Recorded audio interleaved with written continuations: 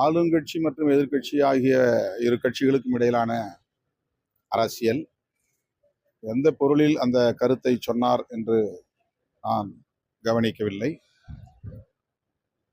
எதிர்க்கட்சிகளின் விமர்சனங்களை ஏற்பதும் விமர்சனங்களுக்கு உரிய விடை இருப்பதும்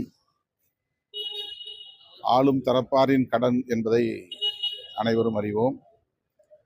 மாண்புமிகு முதல்வர் அவர்கள் அவ்வாறு பதில் சொல்லியிருப்பது எந்த கான்டெக்ஸ்ட், எந்த பொருளில் என்று தெரியவில்லை. அது அவர்களுக்கு இடையிலான அரசியல். அதே போல அவதூறு வழக்குல எச் ராஜாவுக்கு 6 மாதம் சிறை தண்டனை. அவர் தொடர்ந்து இது போன்ற அவதூறுகளை பேசி வருகிறார்.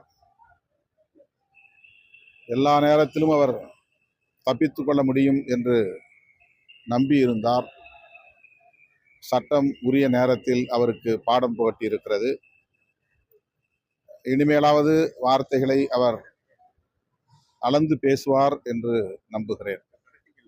அண்ணாமலை பாத்தீங்கன்னா ஒரு குற்றச்சாட்டு வச்சிருக்காரு. திமுகவும் ஆம் ஆத்மி கட்சியும் ஒரே ஒரு நேர்கோட்டில் பயணிக்குது.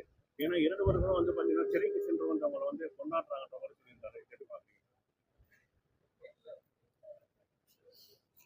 அவர் 3 மாத காலம் வெளியூரில் இருந்தார், வெளிநாட்டில் இருந்தார். வந்ததும் ஊடக கவன ஈர்ப்புக்காக ஏதோ பேசியிருக்கிறார். ஊடகங்களின் கவன ஈர்ப்புக்காக பேசுவோரின் பட்டியலில் அவர் மிக முக்கியமான இடத்திலே இருக்கிறார். ஆகவே ஆளும் கட்சியை விமர்சித்தால் கவனத்தை ஈர்க்க முடியும் என்பது அவருடைய உத்திகளுள் ஒன்றாக இருக்கிறது.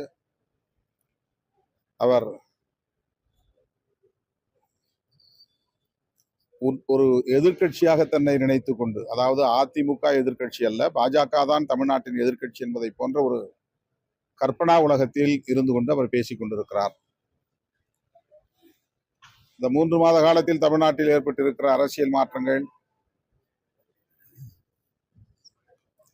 அதையெல்லாம் அவர் தன்னுடைய கற்பனைகளில் இருந்து, யூகங்களில் இருந்து, கருத்துக்கள் என்கிற பெயரால் விமர்சனங்களை முன்வைத்திருக்கிறார். அவருடைய கருத்துக்களுக்கு இப்போது போதிய வலு இல்லை என்பதுதான் உண்மை.